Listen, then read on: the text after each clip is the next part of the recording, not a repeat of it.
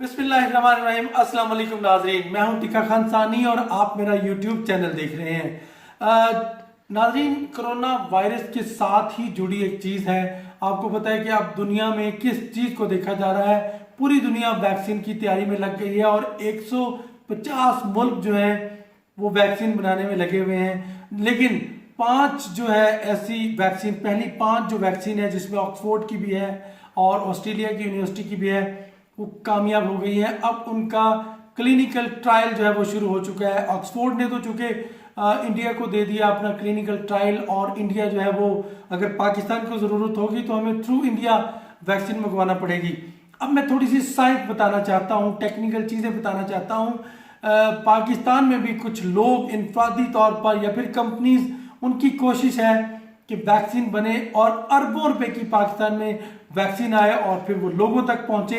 यकीनन इसमें अरबों खरबों रुपया इन्वॉल्व है और ये एक्सपोर्ट करना चाहती है मुख्तलिफ कंपनीज। इस हवाले से पाकिस्तान को 2 दरख्वास्तें मिल भी चुकी हैं। पिछले दिनों आपको याद होगा एक चाइनी कंपनी ने गवर्नमेंट की तरफ से दरख्वास्त की थी और वो यहाँ पे वैक्सीन जो है उसकी चाहते थे कि ट्रायल हो, और इस हवाले से NIH को एक दरख्वास्त मौसूल हुई और कौमी इदारा सेहत ने अब ड्रैप को भेजी है। और दूसरी जो दरख्वास्त है वो भी चाइनीज कंपनी की है और चाइना की कंपनी ने पाकिस्तान को कराची की यूनिवर्सिटी के साथ इल्हाक के साथ कोशिश की है कि वो भी बने। तो 2 दरख्वास्तें इस वक्त मौसूल हो चुकी हैं पाकिस्तान को।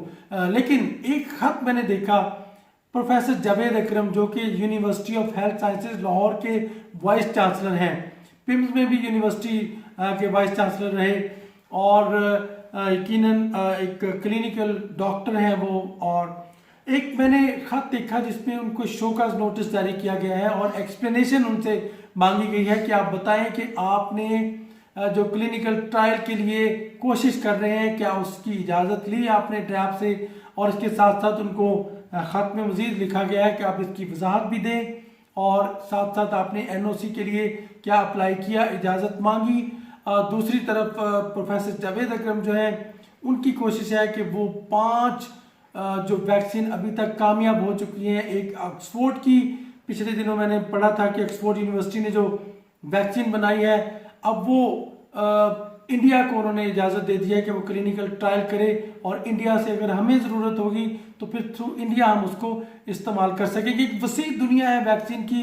पाकिस्तान समेत 150 मुल्क जो है वो मुख्तलिफ वैक्सीन बना रहे हैं। पाकिस्तान के वैसे तो मेरे पास तफसील जो मौजूद है, कम से कम 12 से 13 वैक्सीन जो है पाकिस्तान में इस्तेमाल हो रही हैं। उसमें कोविड चूँकि अभी तक बनी नहीं है।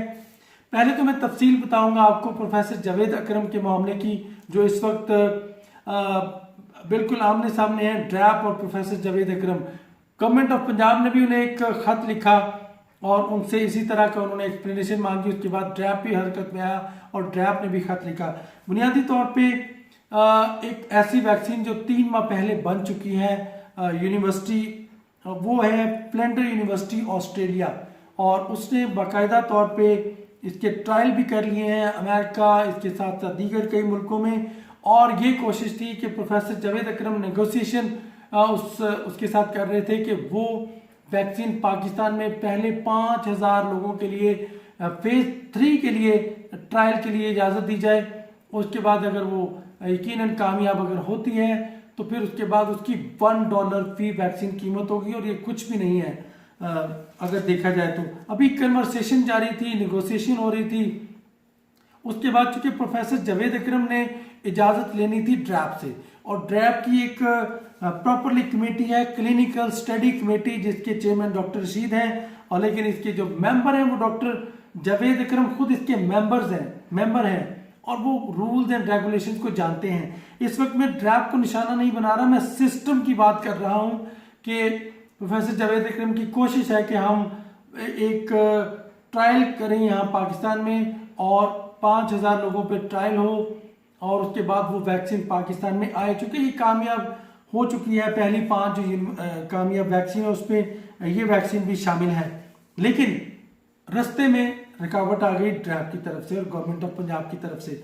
अब इसके बाद यकीनन प्रोफेसर जावेद अकरम की पेशी होगी, उसके बाद उनकी वजाहत तलब की जाएगी उनसे और वजाहत वो दे भी देंगे।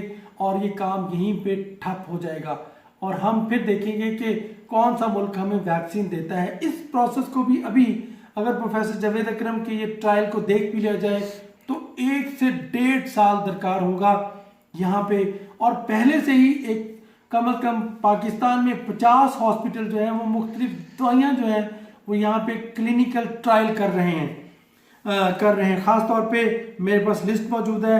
King Edward hospital, mu hospital, शिफा इंटरनेशनल, पिम्स, पूरी फैमिली, आगा खान, इंडस, HJ कराची, जिना हॉस्पिटल, इसके साथ साथ शौकत खानम, ये ऐसे हॉस्पिटल हैं जो कि पहले से ही मुख्तलिफ दवाइयों का क्लिनिकल ट्रायल कर रहे हैं। उसमें दवाइयाँ कौन सी हैं? एंटीबायोटिक है, TB की है, मलेरिया की है, दमे की है, कैंसर की है और उसके साथ साथ खून जमाने वाली और एंटीबायोटिक।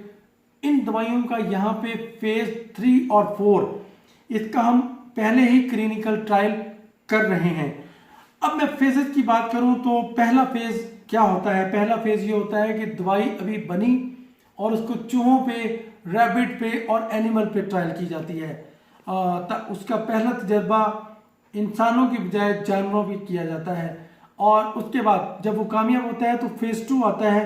फेज 2 में ऐसे रजाकार होते हैं जो अपनी ज़िंदगी से खेल कर इंसानों की ज़िंदगी बचाना चाहते हैं। जैसे चाइना में 150 रजाकारों पर ट्राई हुई थी। फेज 2 में रजाकार होते हैं 50 से लेकर 100 लोग, इंसान।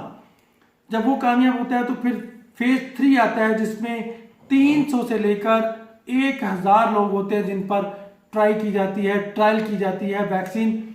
जब ये कामयाब हो जाती है फेज 3 और उसके बाद फेज 4 में उसकी एक्यूरेसी देखी जाती है। उसका जब मार्केट में दस्तयाब होती है, फेज 3 के बाद मार्केट में दस्तयाब होती है, उसके बाद देखा जाता है उसका कोई साइड इफेक्ट उस दवा का देखा जाता है, एलर्जी तो नहीं कर रही कोई ऐसी, इसके बावजूद कि वो मार्केट में दस्तयाब है, इसका कोई ह्यूमन के लिए और नुकसान जो सामने नहीं आया ट्रायल के दौरान वो सामने आ जाए।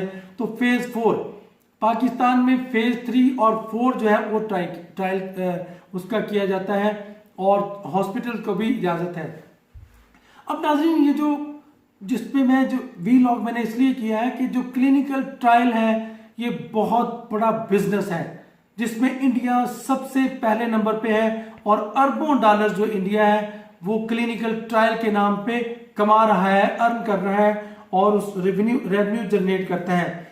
न सिर्फ भारत है बल्कि इसके साथ साथ पूरा अमेरिका में क्लिनिकल ट्रायल होता है, पूरी एक मार्केट है, बिजनेस है और ये अरबों डॉलर की मार्केट है, बल्कि खरबों डॉलर कह सकते हैं। यूरोप, ऑस्ट्रेलिया, यूके, इसके साथ साथ जापान, जनूबी अफ्रीका में बहुत ज़्यादा क्लिनिकल ट्रायल होते हैं। जॉर्डन, ऐसे कई मुल्क हैं जहाँ पे क्लिनिकल ट्रायल होते हैं और उनका अपना भी फ़ायदा होता है और इसके साथ साथ इंसानों का भी फ़ायदा होता है। क्लिनिकल ट्रायल होते हैं हॉस्पिटल में मरीजों के ऊपर, लेकिन वहाँ फैसिलिटी होती है, वहाँ एक्सपर्ट ह्यूमन रिसोर्स होता है, लेबॉर्ट्रीज होती हैं, अगर साइड इफेक्ट हो जाए तो फौरी तौर पे मरीज की जान बचाने के इंतजाम भी होते हैं। पाकिस्तान में अभी शायद ऐसा नहीं है, लेकिन प्रोफेसर जावेद अकरम ने कोशिश की कि हेल्थ साइंसेज यूनिवर्सिटी के अंदर ये फैसिलिटी पैदा की जाए और रिसर्च की जाए इश्तराक के साथ जापान, ऑस्ट्रेलिया की इस यूनिवर्सिटी के साथ। लेकिन खैर अब मुश्किलात आएंगी और उनको शोकाज में जवाब देना होगा, उसके बाद देखें कब होता है। 2 दरख्वास्तें इस वक्त आ चुकी हैं, उनमें देखें 2 दरख्वास्तों का बनता क्या है। इसमें सबसे पहले तो इजाज़त लेना होती है, उसके बाद क्लिनिकल ट्रायल, उसके बाद मार्केट में ये वैक्सीन दस्तयाब होती है। पाकिस्तान में नाजरीन हम भी वैक्सीन बनाने वाला मुल्क है। मैं NIH में कभी जाके मैंने पूरी रिपोर्ट बनाई, वहाँ एक हॉर्स के ऊपर ट्रायल की जाती है, एंटी स्नेक वेनम सीरम, सांप के कांटे की जो वैक्सीन है, सीरम है, वो यहाँ तैयार किया जाता है NIH कौमी इदारा सेहत में। घोड़े होते हैं और घोड़ों पे 4 तरह के जो पाकिस्तान में ख़तरनाक तरीन सांप हैं वो NIH के अंदर रखे हुए हैं। सांपों का जहर लिया जाता है, बल्कि एक तो वो लड़का जो वहाँ सांपों का जहर लेता है उसको एक सांप ने काट भी लिया था और वो जिंदगी मौत से खेलता रहा। वो सांप मैंने देखे हैं सारे 4 तरह के खतरनाक सांप हैं, कोबरा है, जलेबी सांप है, एक क्रेट सांप पाकिस्तान का इस्लामाबाद में और सिंध में पाया जाता है, और इसके साथ कोबरा। ये इन सांपों का जहर लेके घोड़ों के ऊपर, रैबिट के ऊपर ट्राई किया जाता है, कुछ दिन उनको छोड़ दिया जाता है, मुरब्बे खुराक दी जाती है, उसके बाद वो उनको उनके अंदर एंटीबॉडीज डेवलप होती हैं, उसके बाद फिर दोबारा उनका ब्लड सारा का सारा लिया जाता है, उसमें से वैक्सीन दी जाती है। ये प्रोसेस 30 से 40 दिन, 2 महीने, 3 महीने तक का भी होता है, एक मुश्किल प्रोसेस है। लेकिन इस्लामाबाद में हम 30 से 40% अपनी मुल्क की ज़रूरत इस वैक्सीन से करते हैं और ज़र मुबादला बच जाता है, यानी हमारा एक्सपोर्ट जो बिल है वो बच जाता है, इंपोर्ट बिल। हम टेटनस यहाँ तैयार करते हैं, हम टाइफाइड की वैक्सीन यहाँ तैयार करते हैं, हम इसके अलावा काली खांसी की वैक्सीन यहाँ तैयार करते हैं, और मम्स, ये जो कन पट्टी में स्वेलिंग होती है, ये हम यहाँ पे तैयार करते हैं। हमारे यहाँ 15 से 16 वैक्सीन तैयार होती हैं, और इसमें टाइफाइड की 15 से 16 किस्म की वैक्सीन इस्तेमाल होती है, जिसमें से 5-6 हम तैयार करते हैं। नाज़रीन, ये इतना बड़ा वसी बिजनेस है कि पोलियो की वैक्सीन हम हर साल 15 अरब रुपए की वैक्सीन सिर्फ पोलियो की हम इंडोनेशिया से एक्सपोर्ट करते हैं, इंपोर्ट करते हैं, दरामद करते हैं वैक्सीन। और अगर हम यहाँ पे ये ऑस्ट्रेलिया की यूनिवर्सिटी के साथ मिलके साल डेढ़ के अंदर अंदर क्लिनिकल ट्रायल करके वैक्सीन यहाँ तैयार कर लें, तो इसमें मुश्किल ही क्या है, हम तो अरबों रुपए बचाएंगे अगर ये वैक्सीन कामयाब हो जाती है। लेकिन इस वक्त खैर सिस्टम की बात है, सिस्टम अगर इजाज़त देता है तो यकीनन होगा, अदरवाइज ऐसा मुमकिन नहीं कि हम साल डेढ़ में खुद वैक्सीन तैयार कर सकें। बहुत ही मुश्किल प्रोसेस, बहुत ही मुश्किल काम है वैक्सीन की तैयारी। लेकिन खैर अब रोडे बीच में अटका दिए, सक्सेसफुल ना हो सके। इसके साथ चूंकि इसमें देखना क्या होता है, सबसे पहले देखना होता है कि दवाई मौसर है, महफूज है या मयारी है, क्या इसके साइड इफेक्ट्स तो नहीं। किसी दवा का क्लिनिकल ट्रायल ये होता है, और कौमी इदारा ड्रग रेगुलेटरी अथॉरिटी में एक क्लिनिकल स्टडी कमेटी है, उसके बाद वो क्लिनिकल ट्रायल की इजाज़त देती है, और उसका इजलास बुला लिया गया है 11 और 12 अगस्त को। उसमें फैसले होंगे कि वैक्सीन हमारी उसका अमल कब शुरू होगा। लेकिन खैर बहुत बड़ी बात है कि ड्रैप ने प्रोफेसर जावेद अकरम को भी शोकाज नोटिस जारी कर दिया है, और इसके साथ साथ दीगर जो गवर्नमेंट ऑफ पंजाब जो है उसने भी स्टेप लिया है। और यकीनन अब मज़ीद देखें, अगर हमारे अमल ये शुरू होता है तो साल डेढ़ लगेगा। लेकिन नाज़रीन, अभी वैक्सीन कहीं नहीं ट्रायल बाकायदा मार्केट में आई। इस मर्ज से महफूज रहने के लिए सिर्फ और सिर्फ वैक्सीन ही बची है, लेकिन वो भी अब तनाज़ात का शिकार हो गई है। हम एक ऐसा सिस्टम है हमारे मुल्क में जो चलने नहीं दे रहा, पता नहीं क्या वजह है। कोई भी हुकूमत हो, कोई भी यानी हुक्मरान हो, लेकिन सिस्टम उसके रास्ते में रुकावट बनता है। लेकिन दूसरी तरफ कंपनियां जो है तैयार हैं अरबों रुपए कमाने के लिए, पाकिस्तान में वैक्सीन इंपोर्ट करने के लिए।